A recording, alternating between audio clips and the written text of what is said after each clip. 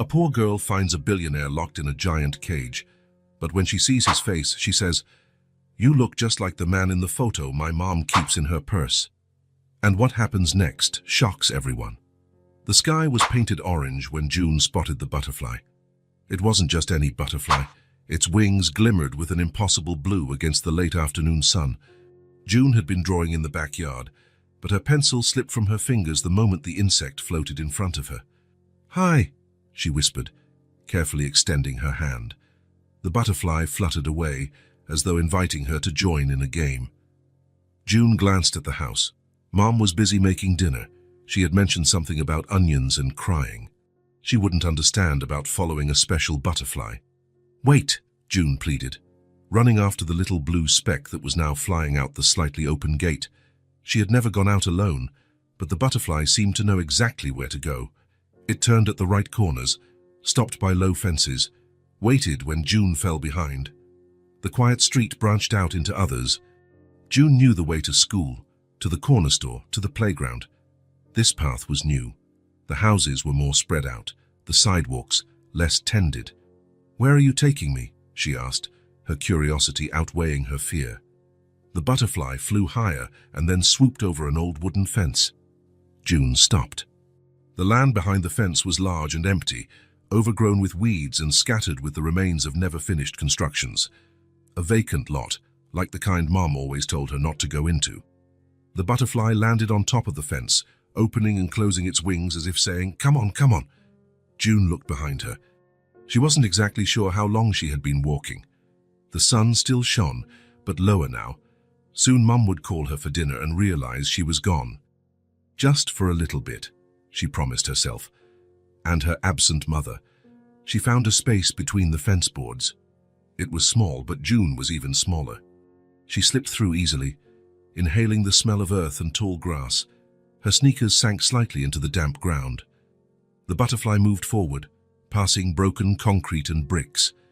At some point, someone had tried to build something there. Now, nature was taking it back. June kept going, ignoring the small scratches the brush left on her arms. The butterfly seemed to glow more brightly now, as if it had its own light. And then she saw it.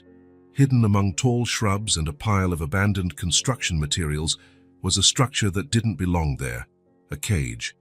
A cage big enough for a man, and inside it, there was a man. June stopped, suddenly aware of her own heart pounding. This was not normal. People didn't stay in cages. People stayed in houses, in offices, in stores, not in rusty cages hidden in empty lots. She should run. She should go back home. She should tell an adult. But the man moved. Just a bit. A slow movement, like every inch took great effort. He was sitting on the dirty floor, his back against the bars. The most striking thing to June was that, even in that terrible place, he wore a dark suit and a tie, now stained and torn, as if he had been taken straight from an important meeting to that makeshift prison. The blue butterfly flew in circles around the cage, as though showing June what it had led her there to find. Then it landed delicately on a wildflower growing between the stones. The man opened his eyes, tired eyes that took a few seconds to focus on the small figure standing a few yards away. June did not run. Something in those eyes felt familiar, and sad, and lost. "Hi," she said, in the same voice she used to speak to the butterfly. "You're hurt." It wasn't a question. It was obvious that he was... The man tried to sit up straighter, adjusting his soiled tie in a reflex gesture. His lips were cracked, his skin far too pale beneath stubble that needed shaving. Who are you?" His voice came out rough, like he hadn't spoken in a long time. "June," she answered, taking a small step forward. "Why are you in a cage?" "Is it a game?" The man shook his head slowly. "No, it's not a game." He swallowed with difficulty. You shouldn't be out here by yourself. It's dangerous." June tilted her head, confused. "But you're here." "Not by choice," he said, trying to smile, but managing only a tug of his lips, revealing a broken tooth. The tie, once perfectly aligned, now hung loose and stained around his neck. June moved a bit closer. There was something about his face, something that made her childish mind search for a memory. "You look like the man in the photo my mom keeps in her purse," she said suddenly, eyes wide at the discovery. The man froze. His eyes, which had been half closed in pain, opened completely. "What? Who is your mother?" "Mom is Mom," June answered, with a child's simple logic. "Her name is Nora. She has a photo of you in her wallet. You're smiling in the picture." The man grabbed the cage bars with injured hands, his fingers trembling, the thin fabric of his dress shirt tearing further with the sudden movement. "Nora," he repeated the name like a prayer. "Nora White."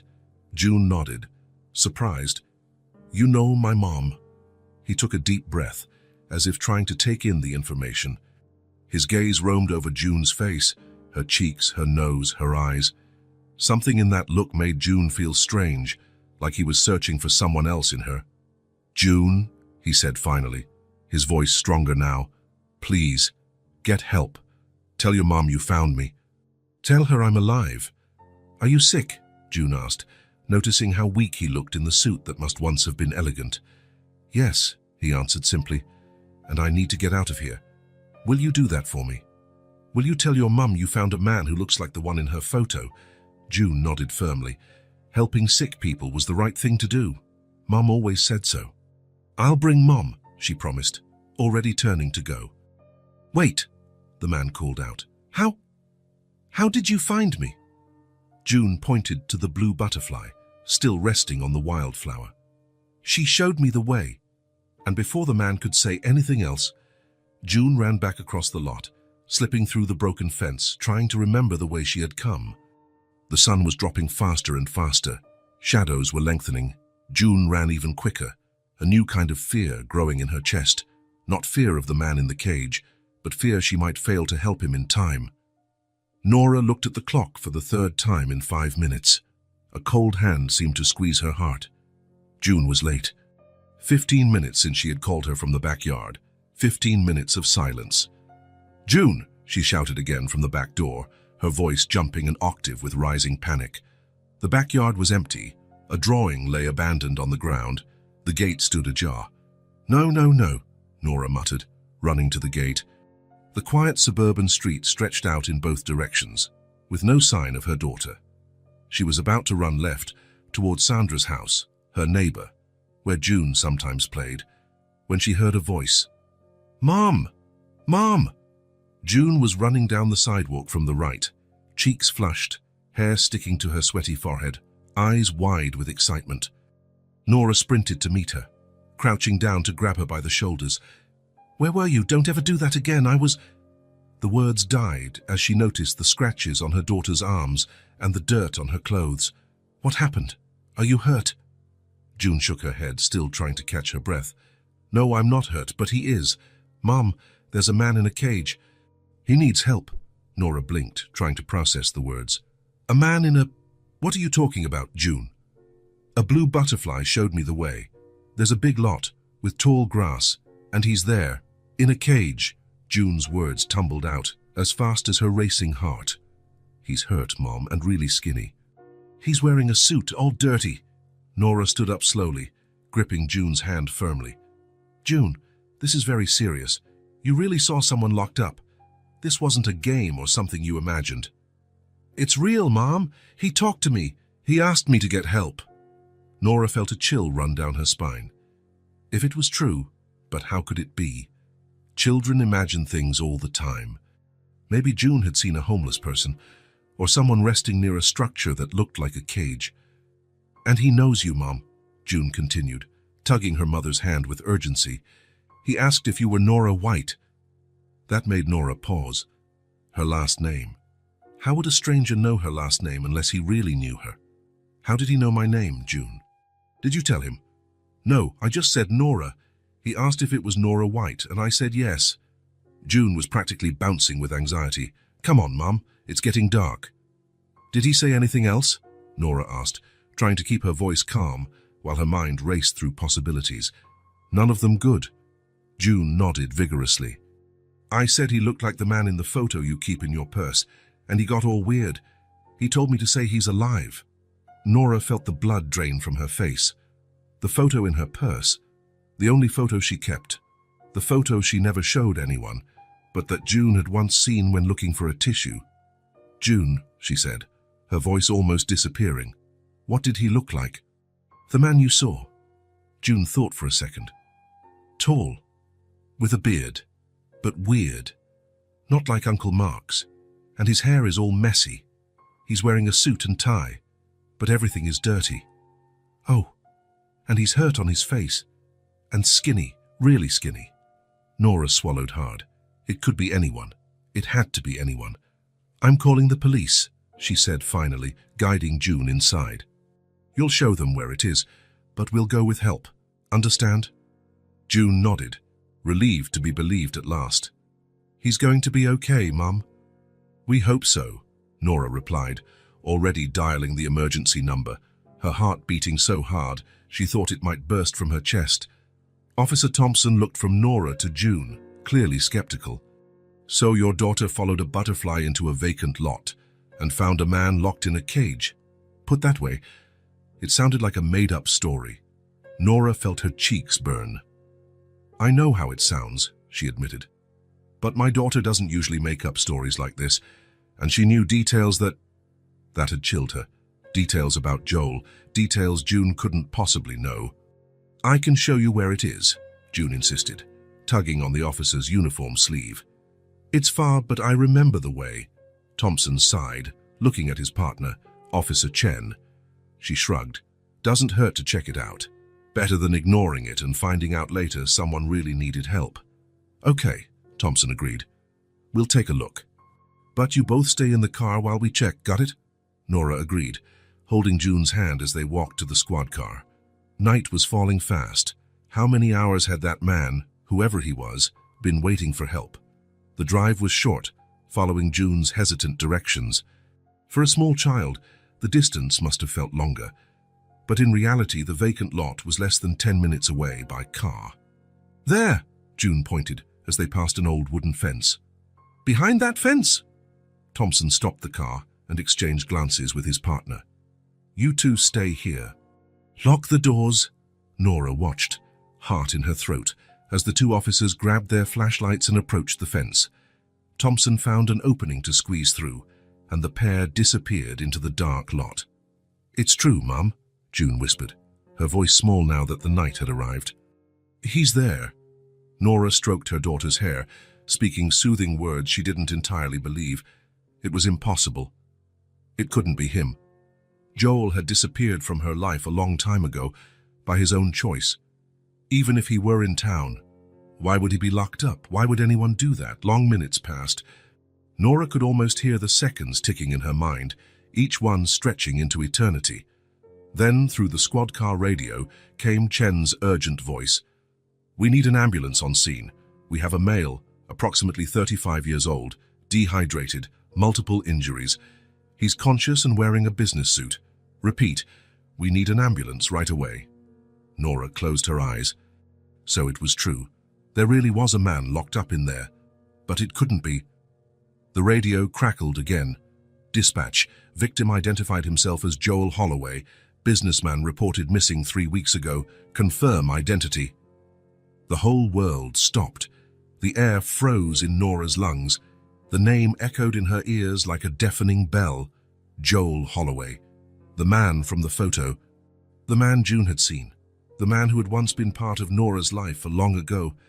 The man whose secret she had buried deep. "Mom?" June's voice seemed very far away. "You're crying." Nora touched her own face, surprised to feel tears. She hadn't realized she was crying. "It's okay," she lied, pulling June close. "You did the right thing. You saved someone's life today." In the distance, sirens began wailing, growing louder. Emergency lights painted the night red and blue. People were arriving, people with questions, people who would connect the dots. Joel was alive, and with him, the past Nora had carefully hidden was about to resurface, pushed by invisible hands that moved the pieces of a forgotten puzzle. The blue butterfly, unnoticed by everyone, landed on the roof of the squad car for a moment. Its wings glowed one last time in the pulsating lights. Then it took flight, disappearing into the night that now cloaked the city like a blanket.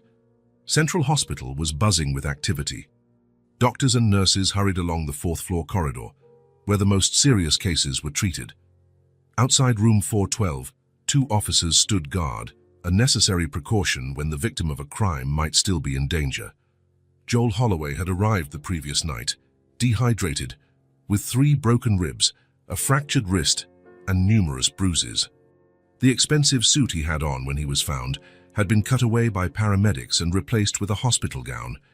His tie, saved in a plastic bag with his other belongings, was the only item left of his once impeccable image as a successful executive just 3 weeks earlier. The doctors called it a miracle. Based on his condition, Joel should have died days ago. His resilience surprised even the most experienced professionals. "He has something to live for," commented Dr. Rivera after stabilizing his vital signs. "Sometimes that makes all the difference." In his room, Joel slept under medication. His face, now clean, showed features that had once kept Nora up at night. Thinner, skin marked by recent scars, but still recognizable as the man who smiled in the photo in her purse.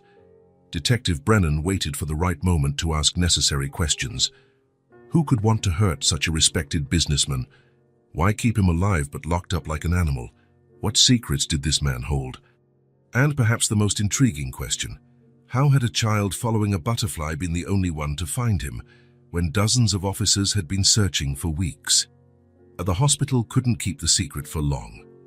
Before dawn, reporters began to gather in the parking lot. Speculation grew by the hour.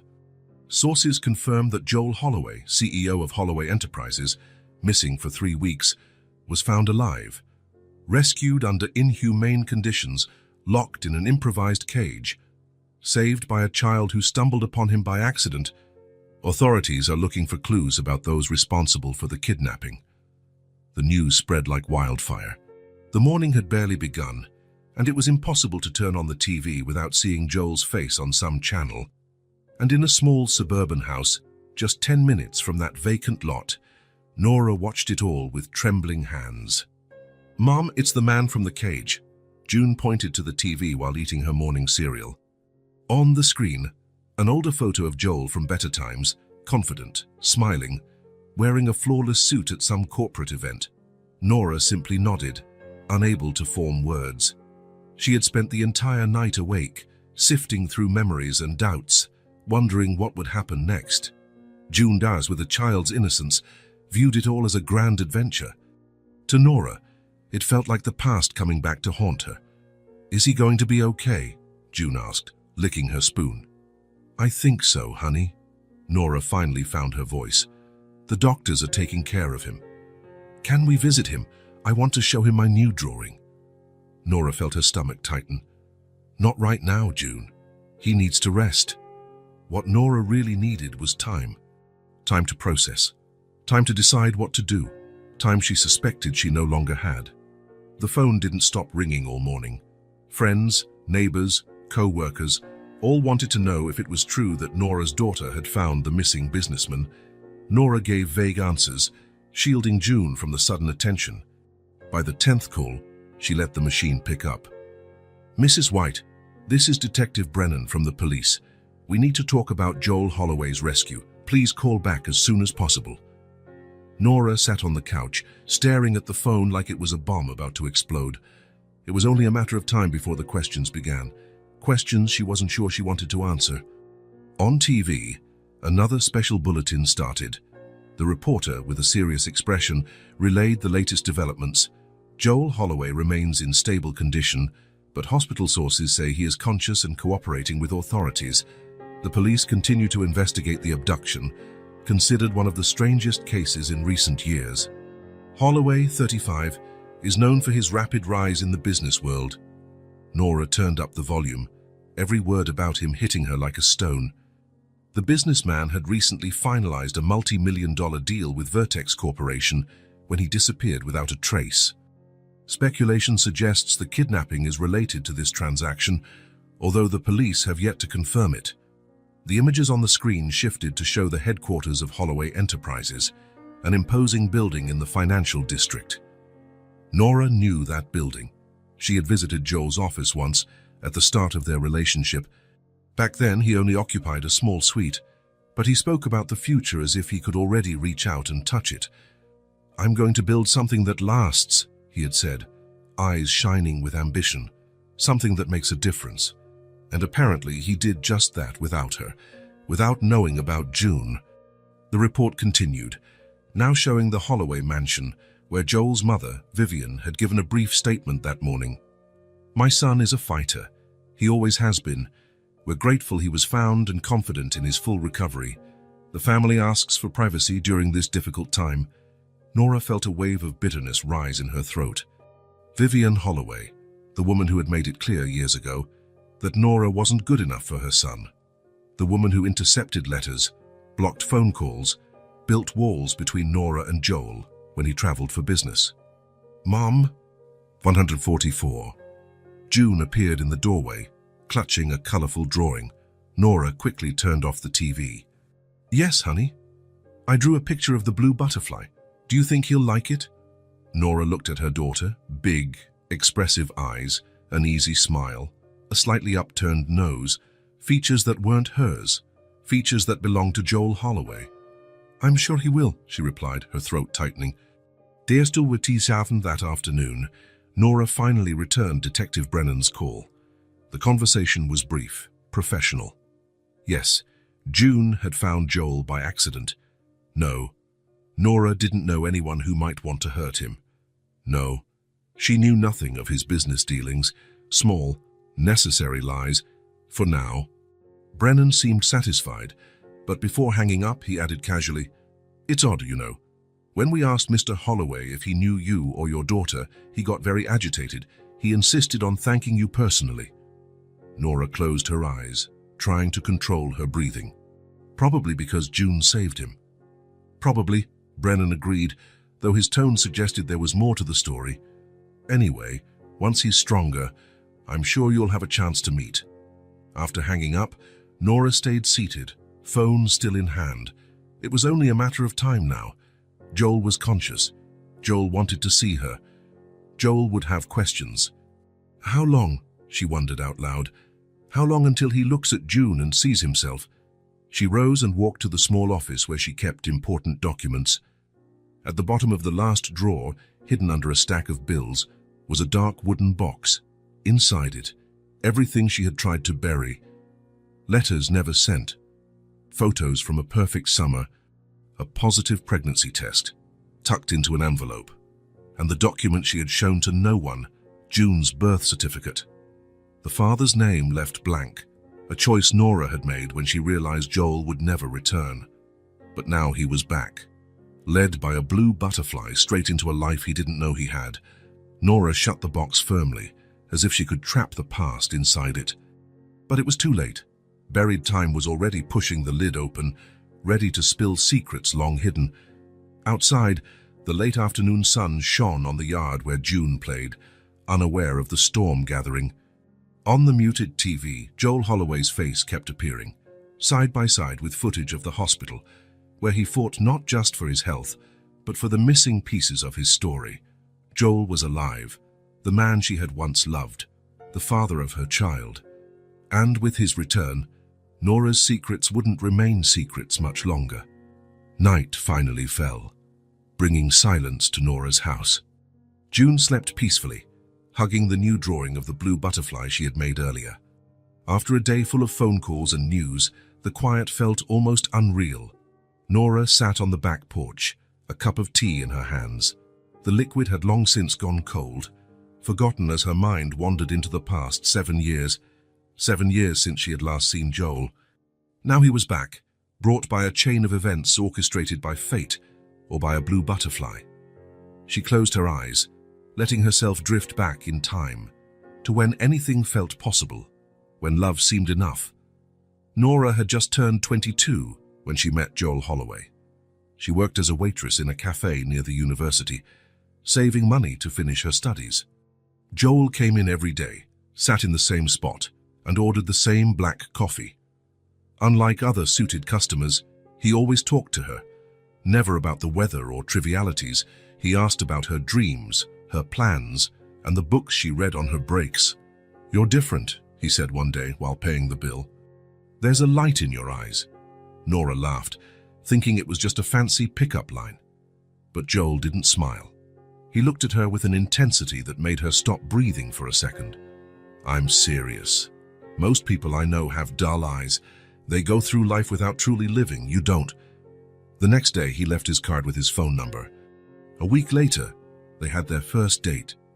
A month later, Nora knew she was hopelessly in love. At 26, Joel already showed the ambition that would one day make him a successful entrepreneur. He worked at a small consulting firm, but had bigger plans. At night, he developed his own ideas, talked about markets and opportunities, about changing the world. Nora believed every word. "You can do it," she would say whenever he doubted. "You have something special." For a year, they lived a passionate love that consumed everything around them.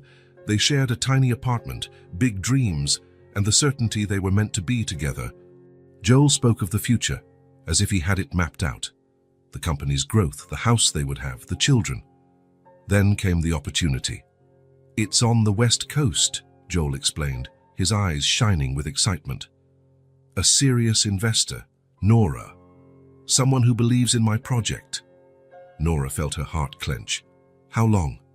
"A few months, maybe a year. However long it takes to establish the company." "A year," Nora echoed, the reality of their separation sinking in. Joel cupped her face in his hands. "I'll come back for you, I promise. As soon as everything's set up, I'll come back and we'll build our life together. Or you can come when things settle down. I have to finish my degree," she reminded him. She had just 2 semesters left to graduate. "Then I'll come back," he insisted. "Wait for me." And Nora waited. At the airport, as she watched him board, he promised to call as soon as he landed. And he did. For the first few weeks, they talked daily, emailing and texting. Joel spoke about meetings, contacts, how everything was moving faster than he'd imagined. "My mom's here," he said about a month later. "She came to help organize some things." Nora felt a chill. She had met Vivian Holloway only once, at a disastrous dinner. The woman had made it clear, without directly saying it, that she considered Nora unworthy of her son. "A waitress," she had said, regarding Nora over the rim of a wineglass. "How quaint," Joel argued with his mother that night. He defended Nora, said he loved her, and that her background didn't matter, but the damage was done. Nora never forgot Vivian's look, calculated, determined, as if plotting something. 2 months after Joel's departure, phone calls became shorter and less frequent. "I'm busy at the company," he'd explain. "Meetings all day." 3 months later, a different call. Joel sounded exhausted, distant. "I'll be out of contact for a few weeks, a business trip overseas." "Where to?" Nora asked. "Asia. It all happened so fast. I'll leave you my mom's number. If you need anything, talk to her. She'll relay the messages." That was the last time Nora heard Joel's voice.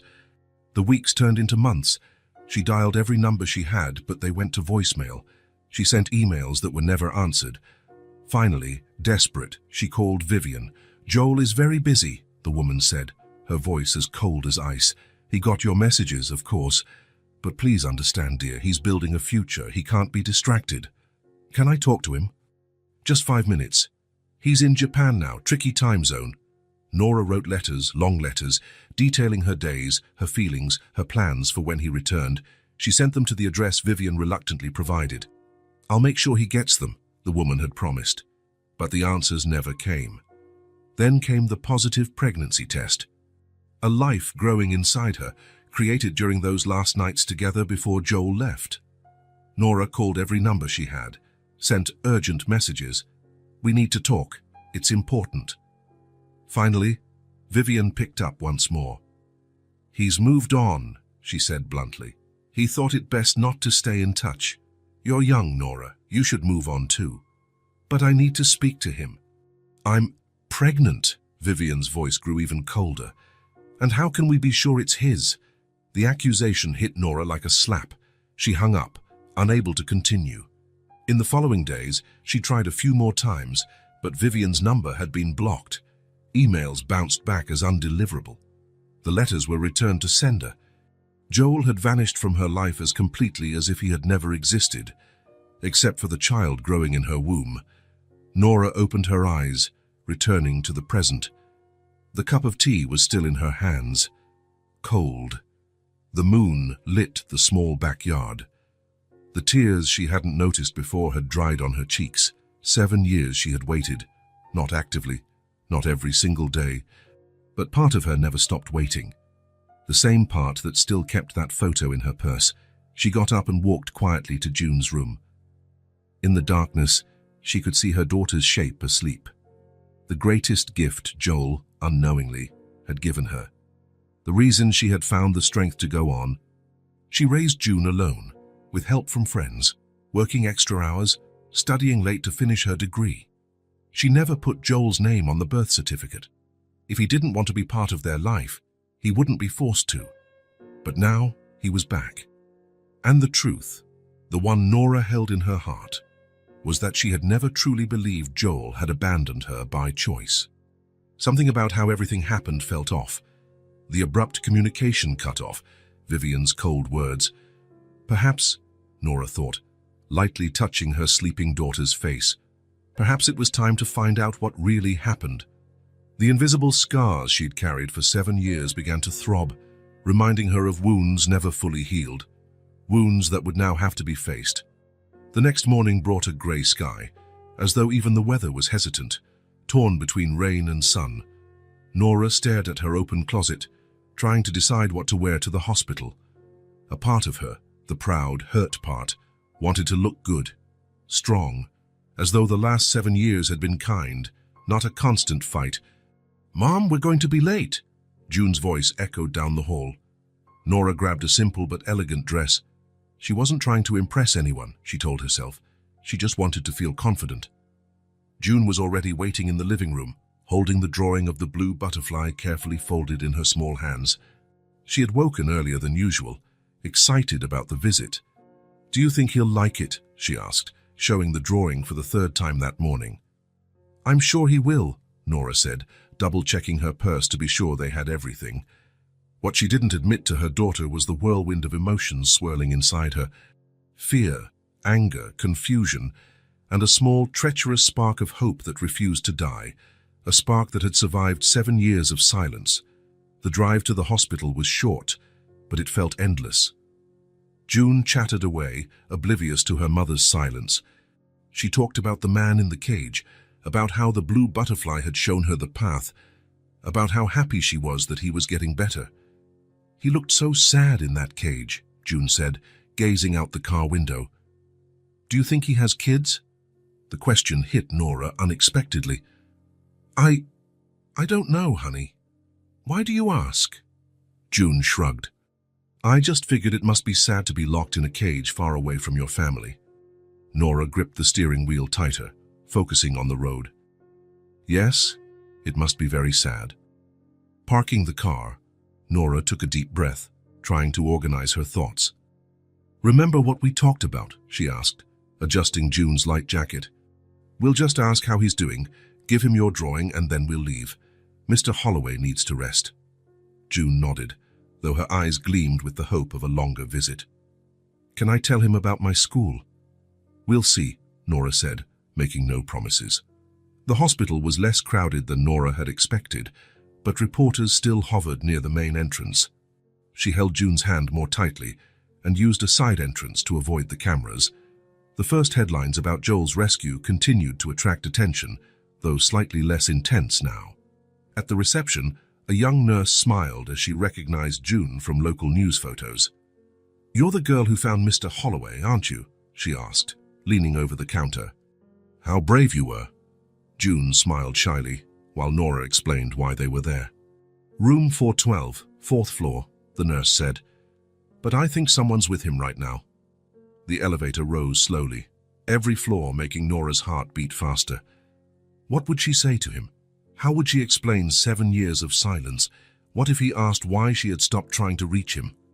"Are you nervous, Mom?" June asked, squeezing her hand. "A little," Nora admitted. "It's been a long time since I've seen Mr. Holloway." "Is he your friend?" Friend. The word felt so inadequate, so small to describe who Joel had been. We were close, a long time ago. The elevator stopped at the 4th floor.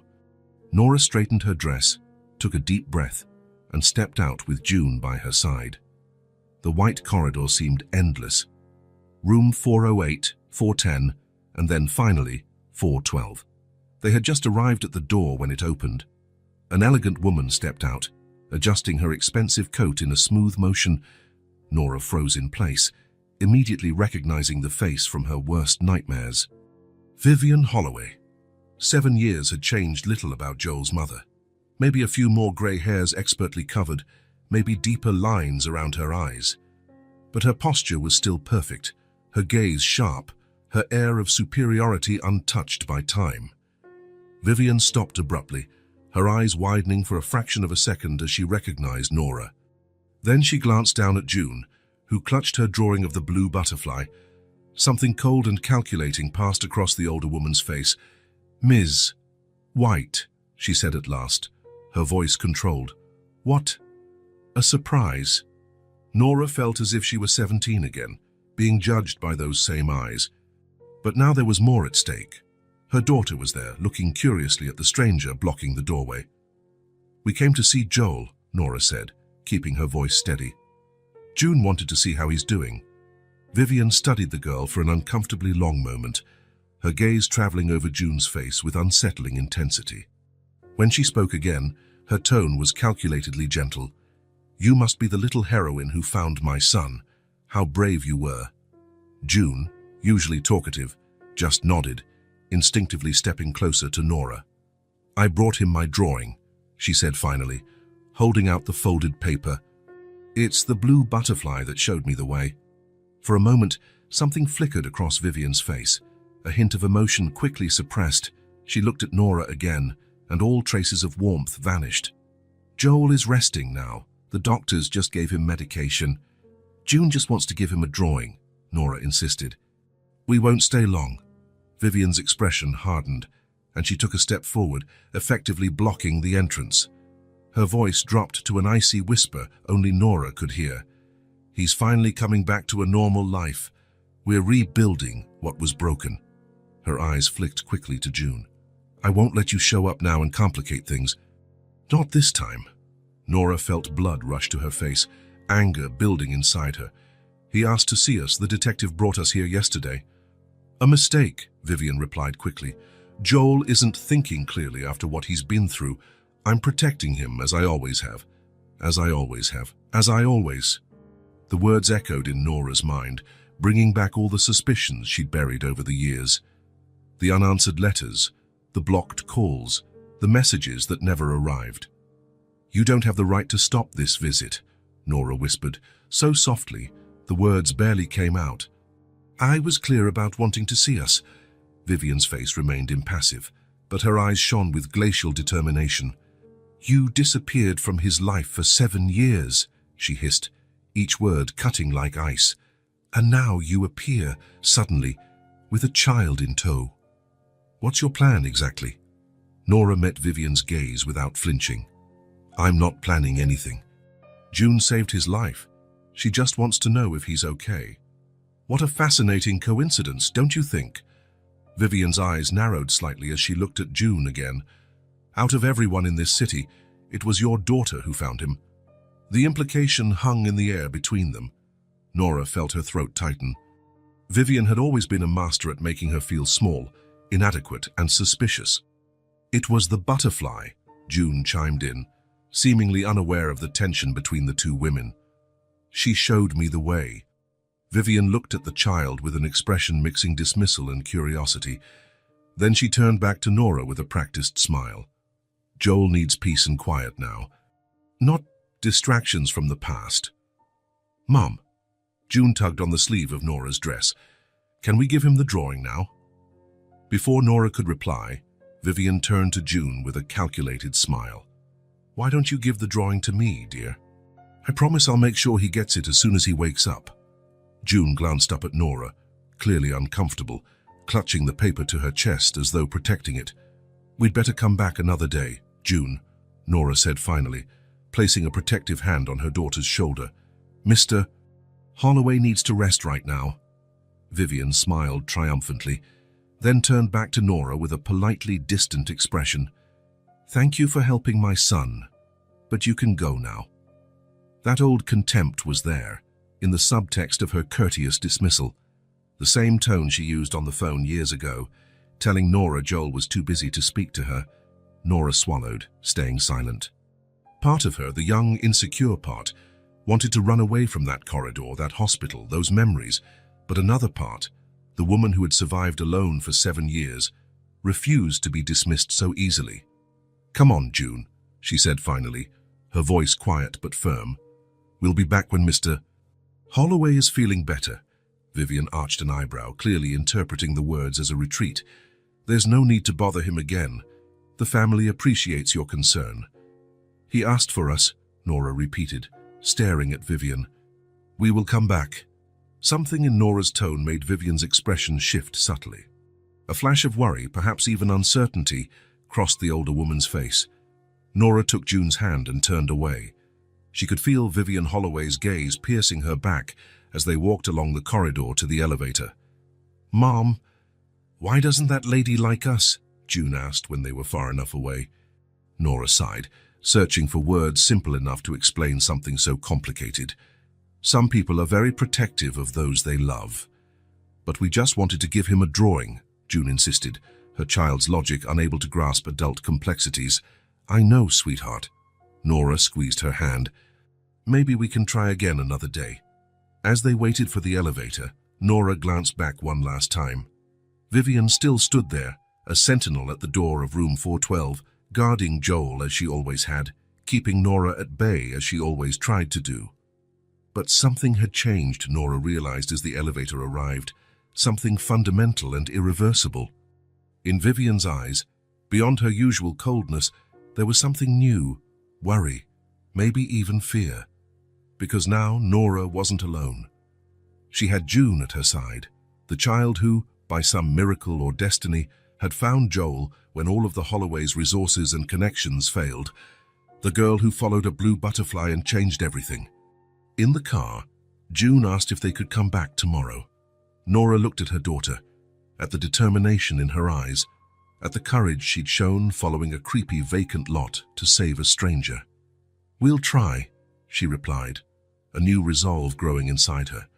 7 years ago, Nora had given up, not because she wanted to, but because she was alone against a wall of silence. Young, scared, without the means to fight a powerful family like the Holloways. But now it was different.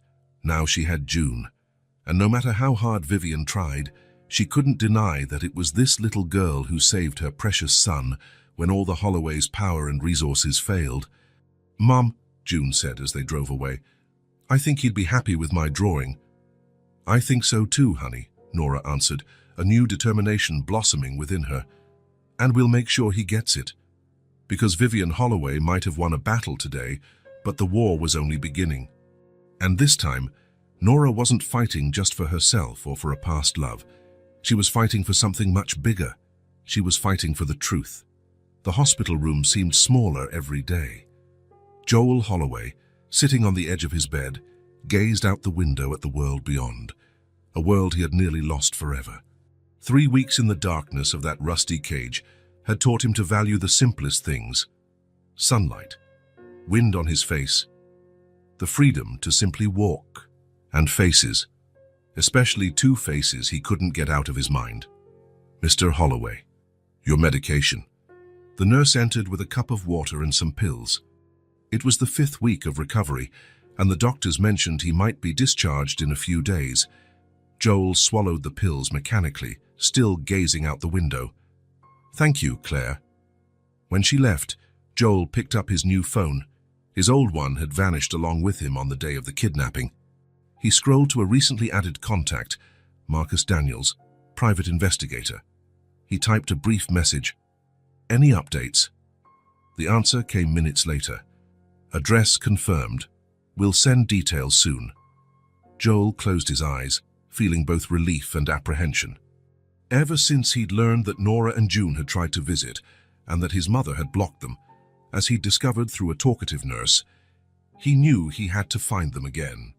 The door opened, and his mother walked in, elegant as ever, carrying a folder of documents. "The doctors say you might be discharged in 2 days," Vivian announced, placing the folder on the table. "Everything is ready for your return. The house is prepared, security's been tightened, and I've arranged appointments with the best specialists to continue your treatment." Joel nodded, without enthusiasm. Since Nora's thwarted visit, something had shifted between him and his mother. A heavy silence, unasked questions floating in the air. "You stopped Nora and her daughter from visiting me," he said at last, without looking at her. Vivian paused in the middle of straightening the papers. "You needed rest, not complications from the past reappearing suddenly. As you've always done, right?" "What are you talking about?" Joel finally turned to face her.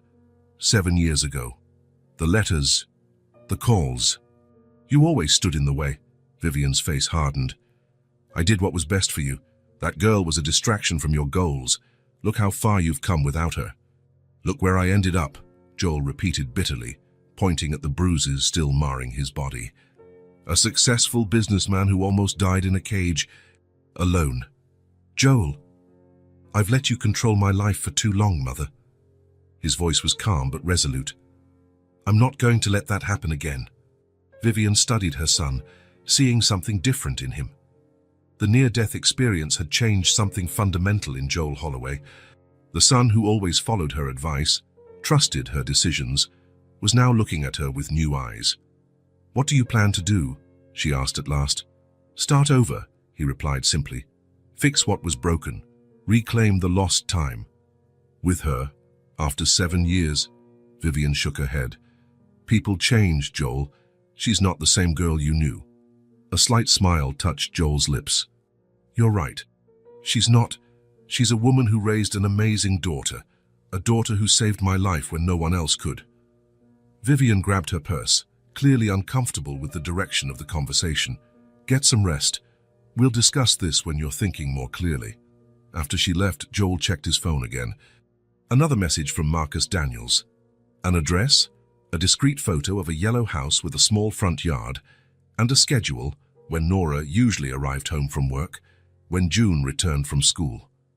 Information that, in the wrong hands, would be invasive, but for Joel it was a map to a lost treasure. 2 days later, Joel was discharged. He declined his mother's offer to stay at the Holloway mansion.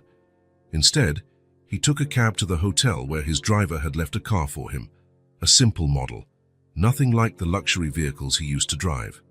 "Are you sure you're well enough to drive, Mr. Holloway?" the hotel receptionist asked, noticing Joel's still cautious movements. "I'm fine," he replied, though his wrist, just freed from its cast, still ached when he gripped the steering wheel. The address was in a quiet neighborhood about 20 minutes from downtown. Tree-lined streets, modest but well-kept homes, a place where kids could ride bikes on the sidewalks without worry. Joel parked at a safe distance and watched the yellow house. It was mid-afternoon on a Wednesday. According to Marcus's information, June would be coming home from school soon, walking with a small group of children and a monitor. While waiting, he opened the glove compartment and took out a small package wrapped in blue paper. He had ordered the gift by phone, asking an assistant to buy and deliver it to his hotel. 20 minutes later, a group of kids appeared around the corner. Joel immediately recognized June, the same dark hair, the same energetic stride. She wore a blue school uniform and carried a colorful backpack. The group stopped at the corner, and the children began to scatter, each heading to their house. June waved goodbye to her friends and walked alone the last few yards to the yellow house. That's when she saw him. Joel had gotten out of the car and stood on the sidewalk, the blue-wrapped package in his hands, unsure of how to proceed. He didn't want to frighten her or look suspicious to the neighbors, but June didn't seem afraid. Her eyes widened in recognition, and a huge smile lit up her face. "It's the man from the cage," she shouted. To Joel's surprise, she dropped her backpack on the ground and ran toward him. Joel barely had time to brace himself before June crashed into his legs, hugging him without hesitation. The pain in his still healing ribs was overshadowed by the wave of emotion that swept over him. "You're better," June exclaimed, looking up at him with shining eyes. "You're not in the cage anymore." Joel laughed, genuinely touched by her enthusiastic welcome. No, I'm not in the cage anymore. The doctors fixed me up. Did you come to see our house? June asked, taking his hand naturally as if they were old friends. I came to see you and your mum, he admitted honestly. Is she home? June shook her head. She'll be back later. But Mrs. Peterson is here. She pointed to the house next door. She stays with me after school until Mum gets home. As if summoned, a grey-haired woman appeared at the door of the yellow house, clearly alarmed to see June talking to a stranger. June!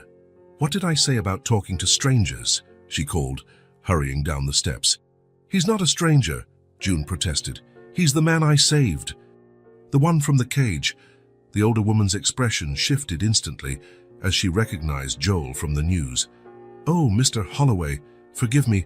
I didn't. Don't worry, Joel said kindly. You're right to be cautious. Mrs. Peterson seemed torn between following safety protocols and acknowledging the unusual situation. June, come inside. Your mum will be here in an hour. But he came to visit us, Joel interjected gently. I can come back later when Ms. White is home. I don't want to cause any trouble. Stay, June insisted, still holding his hand. Mrs. Peterson makes chocolate chip cookies on Wednesdays. They're the best. The older woman blushed slightly but then smiled. Well, considering the circumstances, maybe you'd like to wait on the porch for Mrs. White. I can bring you some coffee if you'd like.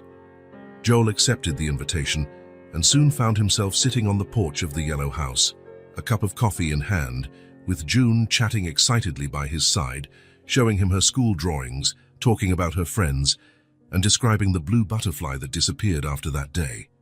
Mom said it went back to the forest, explained June, munching on a cookie. But I think it came just to lead me to you. Then it left because its job was done. Joel smiled, touched by her childlike logic. Then I owe a double thank you, to the butterfly and to you. An hour later, a car pulled up in front of the house. Joel's heart raced when Nora stepped out, carrying a work folder and grocery bags. She didn't see him immediately. She opened the trunk, grabbed more bags.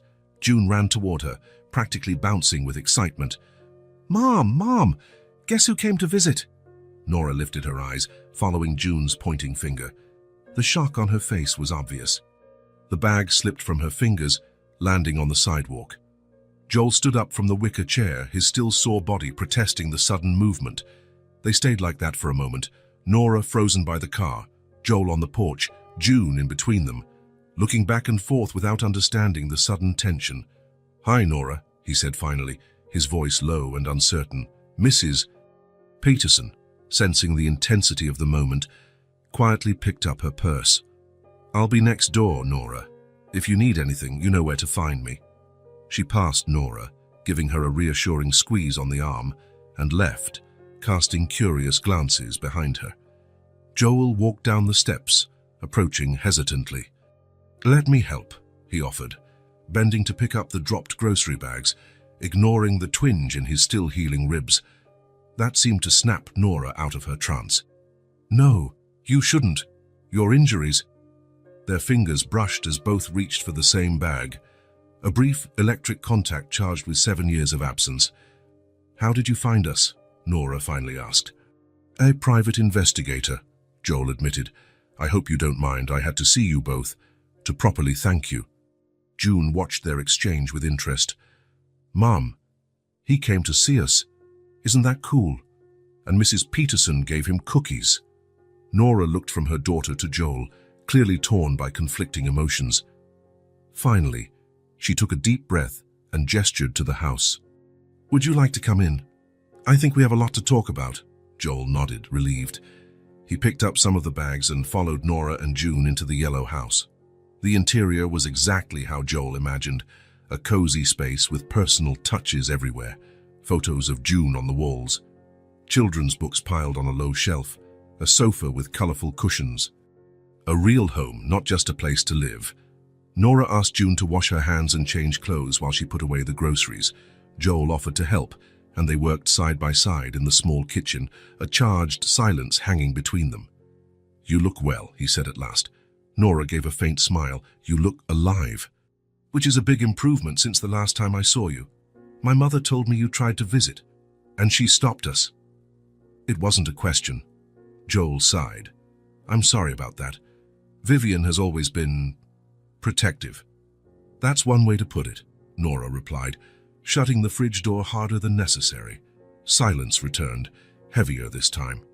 There was so much to say, so many questions, so many explanations owed. But where to start? "Why now?" Nora asked at last. "After 7 years, why come back into my life now?" Before Joel could respond, June hurried back into the kitchen, now dressed in shorts and a t-shirt with a butterfly print. The moment for confrontation was postponed. "Can we show him the house, Mom?" June asked. Nora hesitated, then nodded. "Sure, honey. But don't take too long. I'll start dinner soon." "Will you stay for dinner?" June asked, turning to Joel with hopeful eyes. He glanced at Nora, who shrugged slightly. "If your mom invites me." "You can stay," Nora said, her tone gentler now. "It's the least we can do to thank you." The house tour was quick. Living room, kitchen, bathroom, a small office where Nora worked, and June's bedroom, which the girl showed off with particular pride. It was a small but enchanting space, with pale blue walls, a bed draped in star-patterned fabric and drawings everywhere. "I made all these," June declared, pointing to her artwork. "And that one is you." Joel moved closer to a drawing that stood out, a figure in a suit inside what looked like a cage. Next to it, a little girl and a giant blue butterfly. Something tightened in his chest, an emotion he couldn't name. "It's really good," he said, his voice slightly shaky. On the way back to the living room, Joel noticed a photo on the shelf that he'd missed before. Him and Nora, 7 years younger, smiling, arms around each other in front of a lake. He remembered that day, a spontaneous picnic shortly before he left. She'd kept that photo, displayed it all these years. "That's you, right?" June asked, noticing his interest in the picture. "The same man in the photo Mom has in her purse." Joel looked at Nora, who blushed slightly. "Yes, that's me. A long time ago." Later, as they sat in the living room while Nora finished cooking dinner, June showed Joel her collection of books and toys. He listened with genuine interest, amazed by the life Nora had built, by the incredible child she had raised on her own. That was when the question came, naturally, as he watched June line up her favorite toys to show him. "June," he asked gently, "if you could have anything in the world, what would you ask for?" The girl paused, thinking seriously. Her eyes scanned the room, the toys, the books. For a moment, Joel thought she might wish for something extravagant, a trip to Disney, a real pony, a castle. "A rag doll," she finally answered. "One you can brush the hair." Joel blinked, surprised by the simplicity. "That's it?" June nodded, her eyes shining. "Mom said maybe for my birthday, but that's still far away." "When is your birthday?" "In 3 months," she replied, raising 3 fingers. "I'll be 7. 7. The number hit Joel like a punch. The same amount of time he'd been away from Nora. He did some quick mental math, and something odd flickered through his mind. But before he could chase that thought, Nora called them for dinner. The meal was surprisingly pleasant. June led the conversation, telling stories from school, asking Joel about what it was like being in a cage. "Dark and scary," he answered simply, wanting to know if he had pets. Nora stayed mostly quiet, watching them interact with an expression Joel couldn't fully decipher. After dinner, when June went to brush her teeth and get ready for bed, Joel and Nora finally had a moment alone. "She's amazing," he said, breaking the silence. "You did a wonderful job, Nora." "I did what had to be done," she replied simply. "Alone." The word hung between them, loaded with unspoken accusation. "I didn't know," Joel began. "I never got your letters, your calls. I thought you'd moved on." Nora shook her head in disbelief. "I looked for you for months, Joel. Called every number I had. Sent letters. Your mother said you didn't want contact anymore." "Vivian interfered," Joel admitted, guilt weighing on him. "I only found out recently. When I told her I wanted to see you, to thank you for June finding me. She confessed she intercepted our communications, said she did what was best for me." Nora swallowed hard, eyes bright with unshed tears. 7 years, Joel. 7 years that won't come back. Before they could continue, June returned in her pajamas, asking Joel to read her a bedtime story. Nora reluctantly agreed, and he followed June to her room. When the story ended and June was nearly asleep, Joel remembered the blue package he had left in the car. He'd had it with him all evening. "June," he whispered, "tomorrow I'll bring you something special." "What?" she mumbled sleepily. "A surprise, but I promise you'll like it." "A doll," she murmured. Joel smiled, touched by the hope in her voice. "Maybe. Now go to sleep." When he left June's room, Nora was waiting in the hall. "I should go," he said. "I've already taken enough of your time." Nora nodded, walking him to the door. On the porch, they paused, facing each other with 7 years of absence between them. "Can I come back tomorrow?" Joel asked. "There's so much we need to talk about, so much we need to understand." Nora hesitated, but finally agreed. "Yes, but we need to take it slow, Joel. A lot has changed." "I know." He gestured toward the house. "Thank you for today, for letting me in, for letting me meet her." Nora knew he wasn't just talking about the house. As Joel drove back to his hotel, he couldn't stop thinking about June or her simple wish, a rag doll with hair to brush.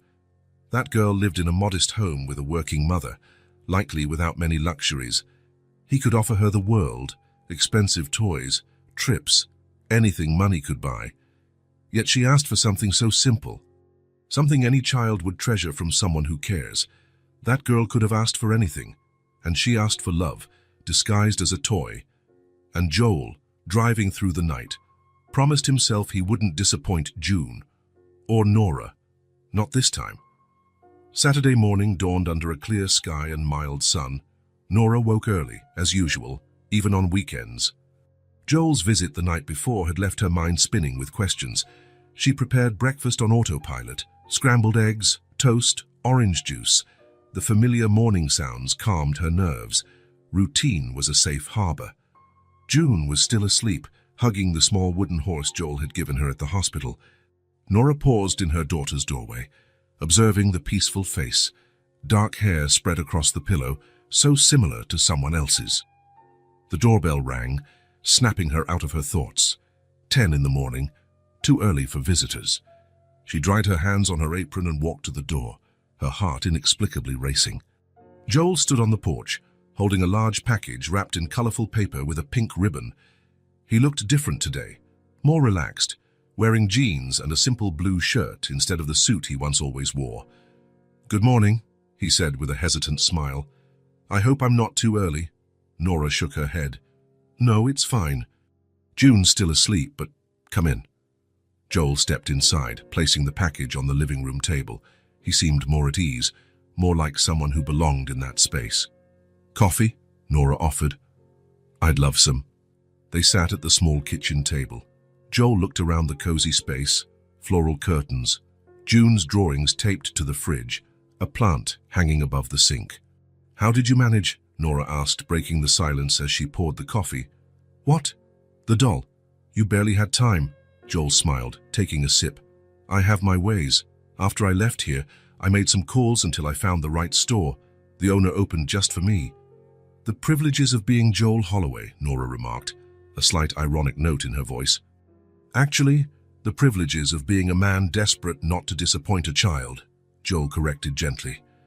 Nora nodded, slightly embarrassed by her assumption. Another silence fell, less awkward, but still loaded with unspoken words. The sound of sleepy footsteps in the hallway signaled June's arrival. She appeared in the kitchen doorway, rubbing her eyes, her hair in every direction. When she saw Joel, her sleepy face lit up. "You came back!" she exclaimed, running to the table. "I promised I would, didn't I?" Joel smiled, surprised when June climbed into the chair beside him without hesitation. "There's something for you in the living room," he said, exchanging a quick glance with Nora. "Really? What is it?" June's eyes shone with excitement. "How about having breakfast first?" Nora suggested, placing a plate of scrambled eggs in front of her daughter. "But, Mom, your mother's right," Joel intervened gently. The surprise isn't going anywhere. June, reluctantly convinced, devoured her breakfast at impressive speed. In record time, her plate was empty.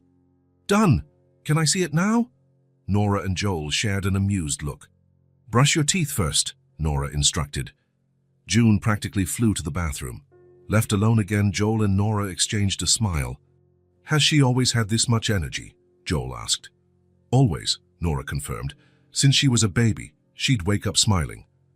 June returned in minutes, teeth brushed, face washed, wearing shorts and a t-shirt with stars. Now can I see it? Sure, Joel said, standing. It's in the living room. June dashed off, with Joel and Nora following behind at a calmer pace. In the living room, the girl circled the large, brightly wrapped box, her eyes evaluating its size and shape. You can open it, Joel told her. No second invitation needed. June tore through the wrapping paper with zeal. In seconds, the paper was on the floor, revealing a large box with a rag doll's picture. A doll with hair, June shouted, jumping with excitement. Just like I asked for.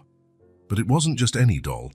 It was a premium version with extra accessories, combs, ribbons, spare outfits, even a tiny tea table.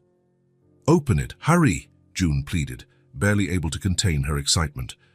Joel knelt beside her, ignoring the stab of pain in his still recovering ribs, and helped her pull the doll from the box.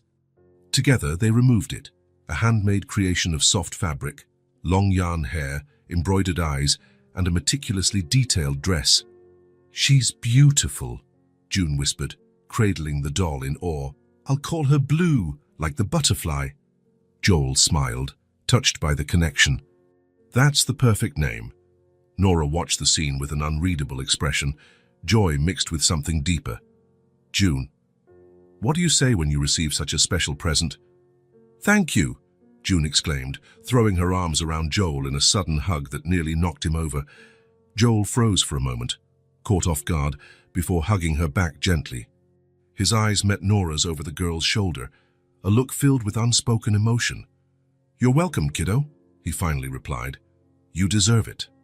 The next few hours passed in a world of their own, a world created by June, where her new doll was the guest of honor.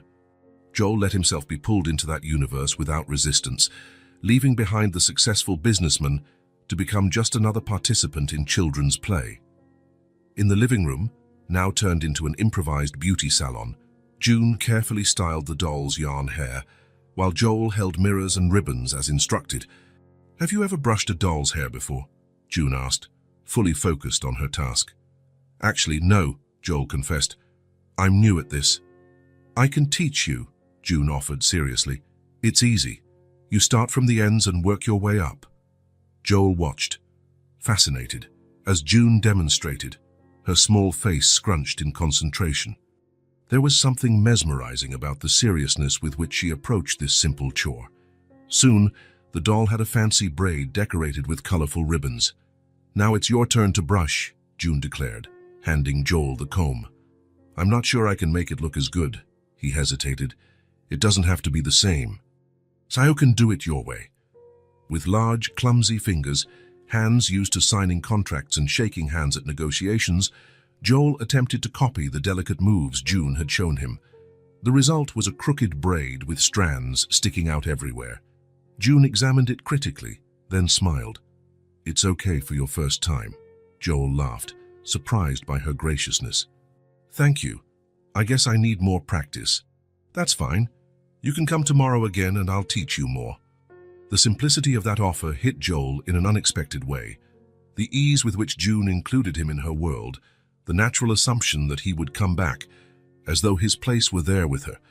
In the kitchen, where she was tidying up lunch, Nora could hear the laughter and the conversation. Several times, she stopped what she was doing just to listen. The deep rumble of Joel's voice mixed with June's high, excited chatter. A harmony she had never heard before, but that sounded strangely familiar.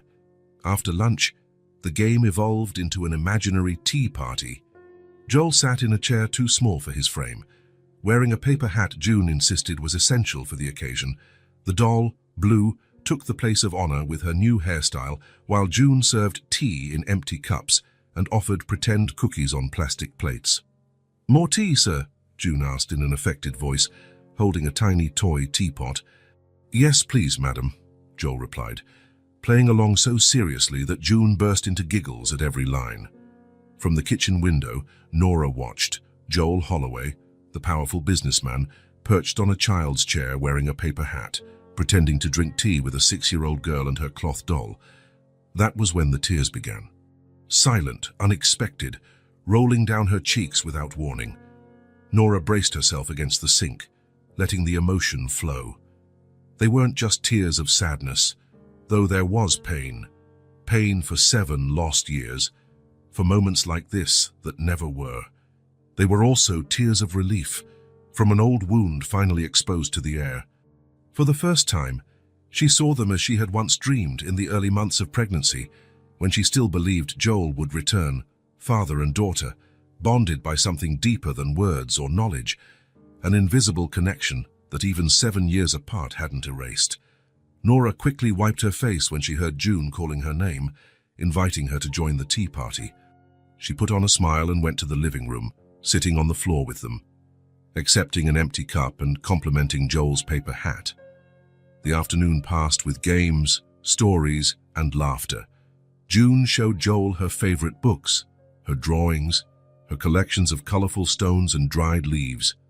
Joel listened with genuine fascination, asking questions, treating each small treasure as if they were as valuable as the multi-million-dollar deals he once managed.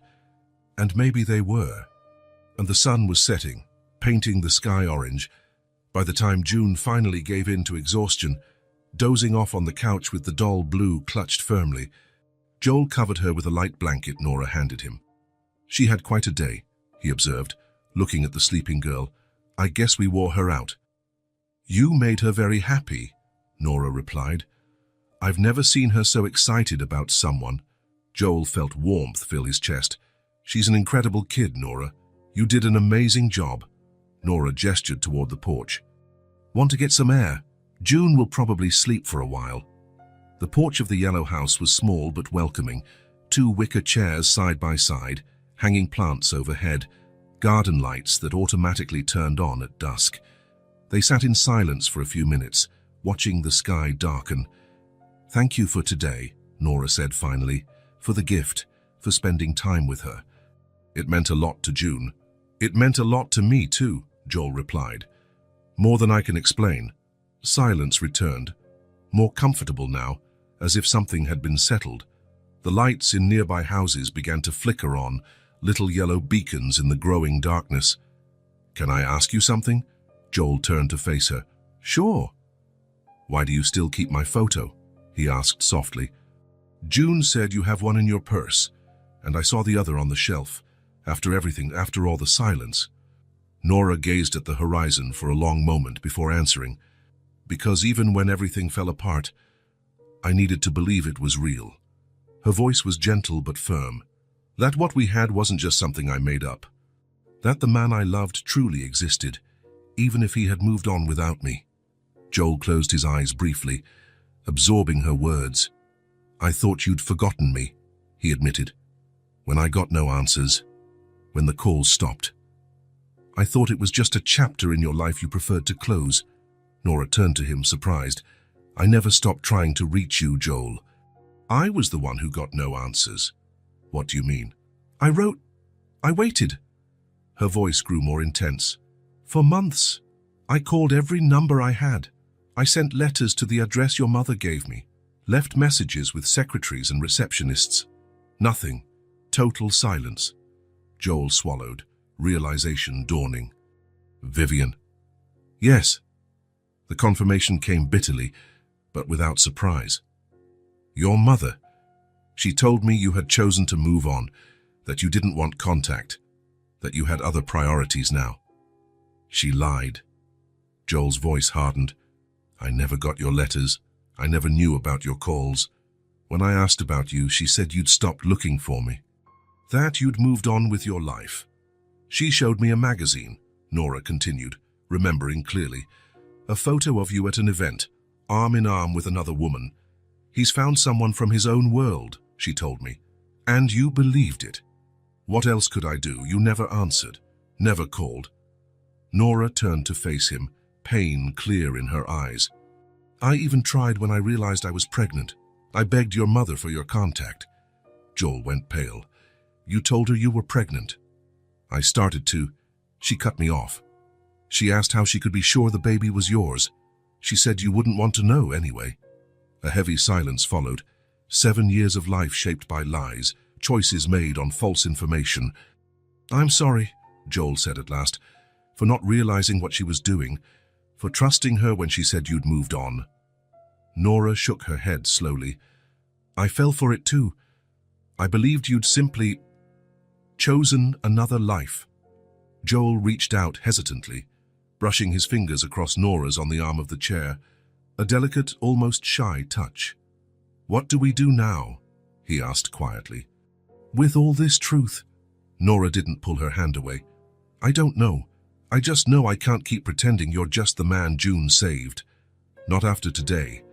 Not after seeing you two together." "I'll talk to Vivian tomorrow," Joel said, a clear decision in his voice. "I'm going to confront her about what she did." "Be careful," Nora warned. "She won't give up control easily." "She already lost it," Joel answered with a certainty that surprised them both. "The moment I realized what she did, that control ended. She just doesn't know it yet." Night wrapped around them, shading the small porch in gentle darkness. Two worlds that had been kept apart for so long were beginning to reconnect, cautiously but hopefully. "Thank you for today," Joel said, still lightly holding Nora's fingers. "It was more than I deserved." "It was exactly what June deserved," Nora replied. "And maybe what all of us needed." They stayed like that, side by side on the porch of the yellow house, linked not only by the past they once shared, but by the newly discovered truth of what really happened. Both victims of the same silence, orchestrated by Vivian. And for the first time in 7 years, that silence had finally been broken. The Holloway mansion stood imposingly against the morning sky, its white columns and tall windows reflecting the sunlight. Joel parked in the circular driveway, staring at the house where he'd grown up. It had never truly felt like home, more a monument to the family's ambitions than a place of warmth. After all he'd learned from Nora the night before, he knew exactly what he had to do. He couldn't put off this conversation any longer. The butler answered the door with usual formality. "Mr. Holloway, your mother is in the library." Joel dismissed him with a nod and walked down the familiar corridor. Each step echoed on the marble floor, matching the resolve he'd never felt so strongly before. He found Vivian seated in her favorite armchair, reading reports with glasses perched on her nose. At 60, she remained elegant and commanding, hair perfectly styled, pearls at her neck, posture flawless. "Joel," she said, looking up with a carefully measured smile. "What a pleasant surprise. I didn't expect to see you today." "We need to talk," he replied, staying on his feet. Something in his tone made Vivian's smile falter slightly. "About what?" "About Nora. About the letters she sent me 7 years ago. About the lies you told." A heavy silence filled the library. Through the large window, the sun cast shadows of books on the shelves, creating geometric patterns on the Persian rug. "I don't know what you're referring to," Vivian said at last, though her voice betrayed a tension rarely heard. "Please," Joel said, stepping closer. "Don't insult my intelligence. I spoke to Nora yesterday. We compared stories." Vivian removed her glasses slowly, folding them with methodical precision, buying time while she recalculated her approach. "I see you found her again, despite my advice," she said, a note of studied disappointment in her voice. "It wasn't advice, Mother. It was manipulation. Like so many times before." "Joel, you're emotionally vulnerable after what happened," Vivian argued, standing up. "That woman is taking advantage of you." "Stop," Joel interrupted, with a firmness that surprised them both. "You have no right to talk about her like that, not after what you did." Tense silence followed. Vivian studied her son as if truly seeing him for the first time. There was a new resolve in his eyes, a determination never there before. "What exactly do you think I did?" she asked eventually. "You intercepted Nora's letters, blocked her calls, told her I didn't want contact, and told me she'd moved on." Vivian didn't answer right away. For a moment, she seemed to consider denying everything. Then something changed in her expression, not regret but resignation, as though she realized the game was up. "You were young," she said finally. "You had your whole future ahead of you. Opportunities that couldn't be wasted on a teenage romance." "So you admit it," Joel said. No surprise, just confirmation of what he already knew. "I did what any mother would do. I protected your future." Joel shook his head in disbelief. "It wasn't protection. It was control. You decided what was best for me without giving me a choice. You would have ruined your life," Vivian said, her voice growing hard. "That girl, that relationship, they didn't match your goals, your potential. I had to protect your future." The truth finally out, hanging between them like a ripped veil.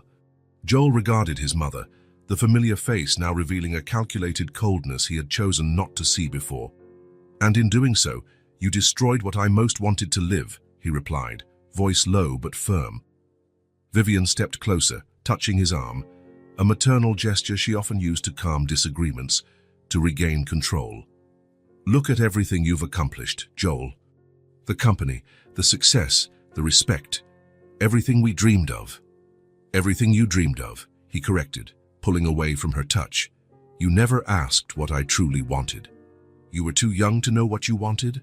And now, am I still too young? Do I still need you to decide what's best for me?" Joel walked to the window, looking out at the meticulously designed gardens, so controlled, so artificial, like the life his mother had planned.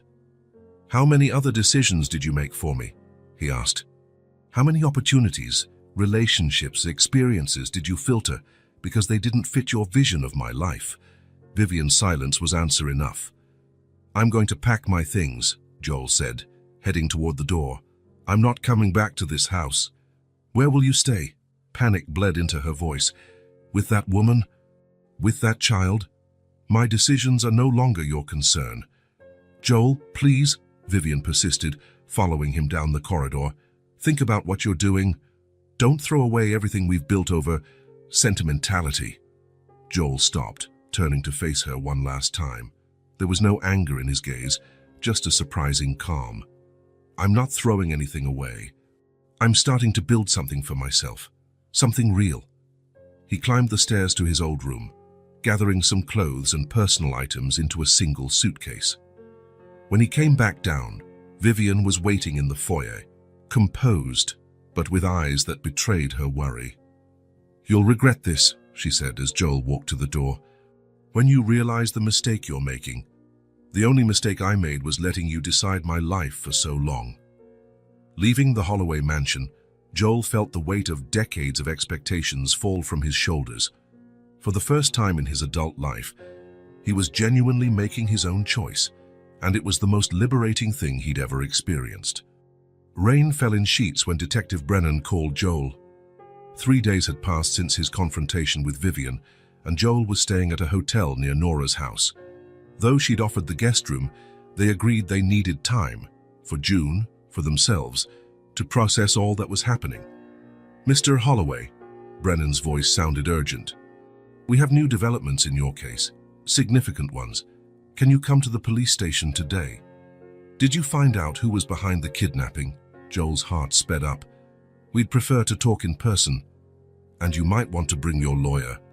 An hour later, Joel and his corporate attorney, Martin Wells, walked through the doors of the Central Police Station. The place was bustling, typical of a Monday afternoon, but Joel hardly noticed the commotion. His mind was set on one thing, finally learning who had kept him captive for 3 weeks. Brennan received them in a meeting room, not a typical interrogation space.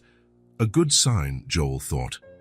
Next to him sat Marcus Daniels, the private investigator Joel had hired to find Nora and also investigate the abduction alongside the police. "Mr. Holloway, Mr. Wells, thank you for coming so quickly," Brennan began, placing a thick folder on the table. "We've been working with Mr. Daniels for the past 48 hours, and the results are surprising." Marcus leaned forward. "Joel, we know who did this, and we have solid proof." "Who?" Joel almost whispered the question. Brennan slid a photograph across the table. The familiar face froze Joel's blood. Graham Voss, his partner for 8 years, his friend from college. The man who attended corporate events as a guest of honor, who dined at his home, who knew every detail of his personal and professional life. "This makes no sense," Joel murmured, staring at the photo. "Graham, are you sure?" Marcus nodded solemnly. "Absolutely. We traced financial transactions, phone records, and vehicle movements. He hired the men who captured you, rented the vacant lot through a shell corporation, and fabricated an alibi by leaving town on the critical dates. But why?" Joel still couldn't process the betrayal. "He has everything. He's a major partner in the company, has shares in every deal, has—" "It wasn't enough," Brennan interrupted, opening the folder. "Based on the evidence, including emails and messages from his devices, Voss intended to take over Holloway Enterprises entirely. Your disappearance was the first step. Martin Wells, the attorney, skimmed the documents. How long did he plan to keep you missing?" "From what we found, at least 2 months, Marcus explained. "Long enough for you to be officially declared missing, enabling him to trigger certain clauses in your partnership contract." Joel recalled the contract revision from the previous year. Graham had insisted on adding contingency clauses in case either partner became incapacitated for an extended period. At the time, it seemed prudent. Now the sinister motive was clear. "What would happen after 2 months?" Joel asked, though he suspected the answer. Marcus and Brennan exchanged looks. Brennan replied, "We didn't find explicit plans for a final outcome, but there were searches on his computer about body decomposition and remote areas a few hours from the city." Joel closed his eyes briefly, absorbing that revelation. Graham hadn't just betrayed him, he had planned his murder. "Did he act alone?" Joel asked, regaining composure. "From what we uncovered, yes," Marcus confirmed. "The men hired for the capture had no idea who you really were. They were told you were a debtor, and to keep you alive until further orders. They were paid through offshore accounts we traced back to Voss. We arrested those men 2 days ago," Brennan added.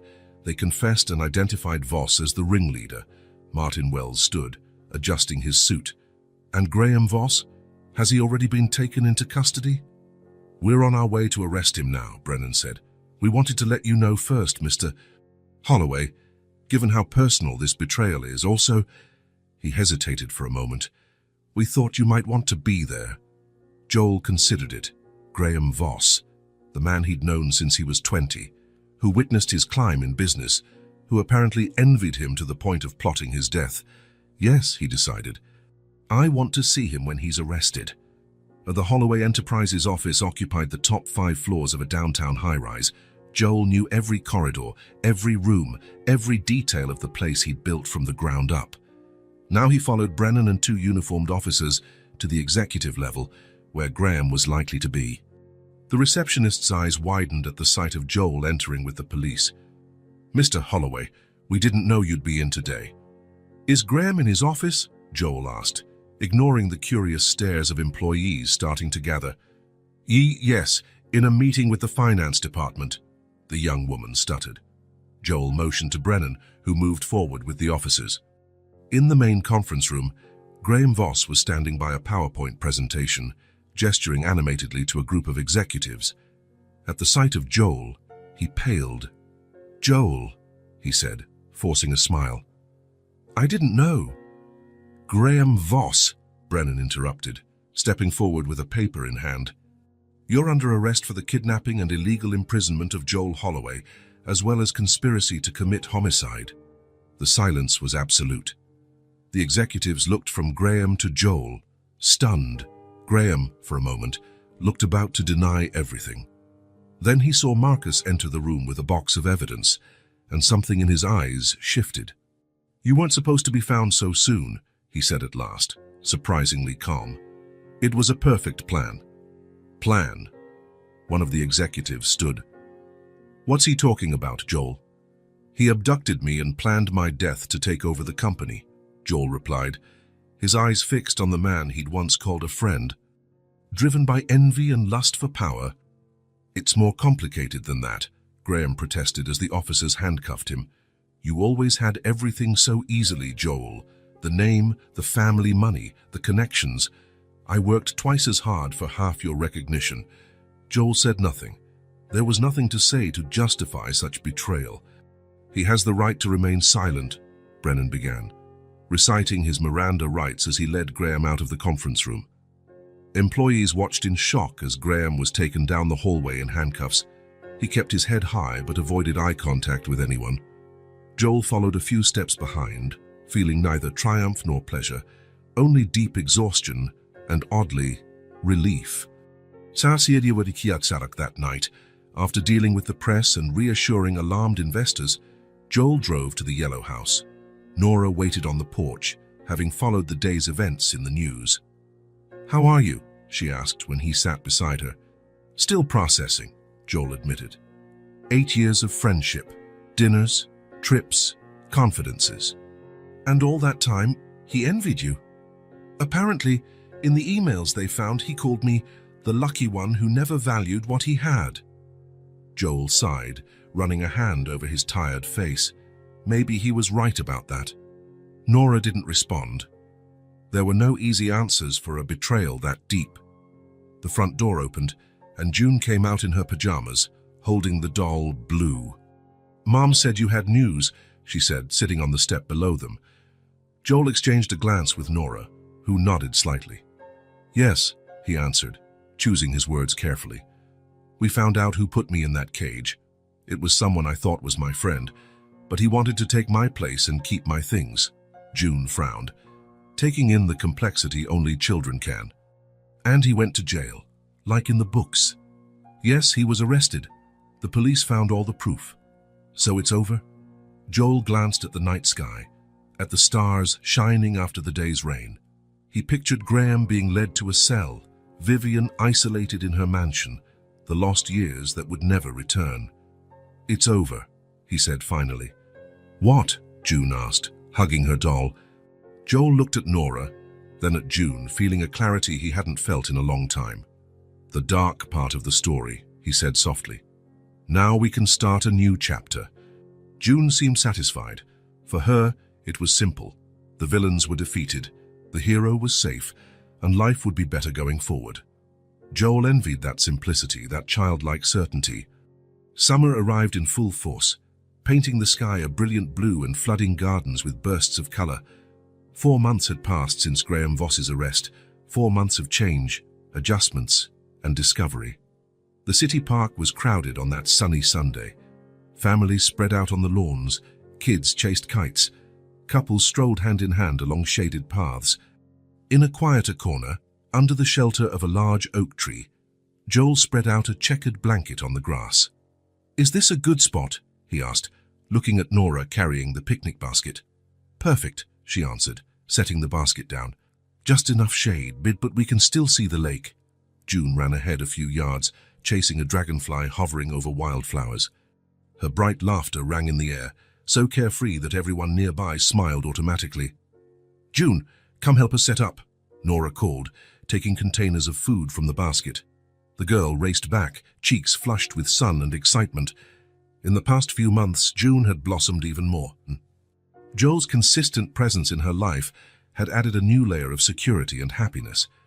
Their make-believe tea parties now had a regular participant, bedtime stories featured new voices, and weekends became adventures for 3. "Can I put out the napkins?" June asked, already digging into the basket. "Sure, honey. Then you can help your dad with the cups." Your dad. The word still sounded new, though June had used it for almost 2 months. Joel vividly remembered the day she asked, over breakfast, if she could call him that. Nora had frozen, coffee cup halfway to her lips, waiting for his response. Joel, throat tight with emotion, had just nodded, unable to speak. The transition hadn't been easy. After Graham's trial, where he pleaded guilty in exchange for a lighter sentence, Joel had divided his time between rebuilding the company and building a relationship with his new family. At first, they had regular dinners and weekends together. Then came nights spent on the couch when bedtime stories ran late. Finally, 6 weeks ago, he officially moved in, his belongings mingling with Nora's in the yellow house that now felt like a true home. The truth about Joel's paternity had been revealed to June gradually. Nora and Joel agreed she deserved to know, but they wanted to handle it carefully. In the end, June made it simpler. "I already knew," she'd said, startling the two adults who had painstakingly planned the conversation. "We have the same nose, and we like the same stories, and sometimes you make the same face I do when I'm thinking." A child's perception, free from the complicated filters of adulthood, made everything clearer. "I made a special sandwich for you, Dad," June said now, handing him a neatly wrapped package. "It has extra jelly, just how you like it." Joel smiled, accepting the gift. "Thank you, sweetheart. It looks delicious." Nora watched them with a mix of joy and wonder. She still had moments when all of it felt like a dream. Joel sitting beside them for a Sunday picnic, her daughter calling him Dad, the natural way they formed a family. As if those 7 years of separation were just a parenthesis in the story they were always meant to live. "What are you thinking?" Joel asked, noticing her distant look. "How we got here," she answered, opening a thermos of lemonade. "All the what-ifs that could have stopped this from happening." Joel nodded, understanding. What if June hadn't followed that butterfly? What if he had died in that cage? What if they'd never discovered the truth about Vivian? "But we're here," he said simply, taking Nora's hand and squeezing it gently. "That's all that matters." Lunch unfolded with light conversation and laughter. Joel talked about new projects at the company, now reorganized after Graham's departure. Graham's conviction had made headlines everywhere, but Holloway Enterprises was recovering well, backed by new investors and renewed market confidence. Nora talked about her job in marketing, where she had recently been promoted. Years of single parenthood had forged a determination now recognized professionally. June shared stories from school, her friendships, her daily discoveries. Her teacher had noted positive changes in the last few months. The girl had always been bright, but now she radiated a new confidence and calm. "Sarah said my family is different," June mentioned, chewing on an apple. "Because you two were apart and then got back together. She said her parents got divorced and never wanted to see each other again." Joel and Nora exchanged uncertain looks. How to respond? Once again, it was June who offered the wisdom they needed. "I told her every family has its own story. And ours is like those books where you have to go through hard things before you get a happy ending." Joel felt his heart swell. How could someone so young understand something that so many adults never grasped? After they finished eating, Joel lay down on the blanket, using the backpack as a pillow. June snuggled up next to him, and together they began spotting shapes in the clouds. "That one looks like a dragon," Joel pointed. "No, it's a horse with wings," June corrected. "A Pegasus." "Yes, how did you know?" Joel smiled, ruffling his daughter's hair. "I read a lot of stories when I was your age." Nora watched them, legs folded, sipping lemonade. Even now, there were times it all felt surreal. How smoothly Joel and June had connected, as if the blood bond was stronger than the years apart. The past few months hadn't been all sunshine. There had been tough adjustments, painful conversations, and moments of insecurity. Vivian was still a sensitive topic. Although she'd attempted to reconcile, the relationship remained tense. Trust, once broken, takes time to mend. Joel insisted on family therapy. "I don't want to repeat old mistakes," he'd explained. "I want to do this right." It proved a wise choice. The sessions helped the three of them navigate the complex waters of becoming a family again. Practicalities of merging two adult lives also posed challenges. Nora, used to making all decisions alone, sometimes struggled to share responsibilities. Joel, accustomed to independence, occasionally felt out of place in the routines Nora and June had established. But day by day, small hurdles were overcome, and the new dynamic became more natural. Suddenly, June stood up, her eyes wide as she stared at something above them. "Look, look," she cried, pointing at the air. "It's her, the blue butterfly." Joel and Nora followed her gaze. Floating gracefully over the nearby flowers was a butterfly with bright blue wings, shimmering like pieces of the sky in the sunlight. "Do you think it's the same one?" Nora asked, getting to her feet for a better look. "I'm sure." June took a few steps toward it, which didn't fly away. "It's the same one that led me to Dad that day." Joel joined them, watching the butterfly circle above the three of them, almost as if inspecting the newly united family.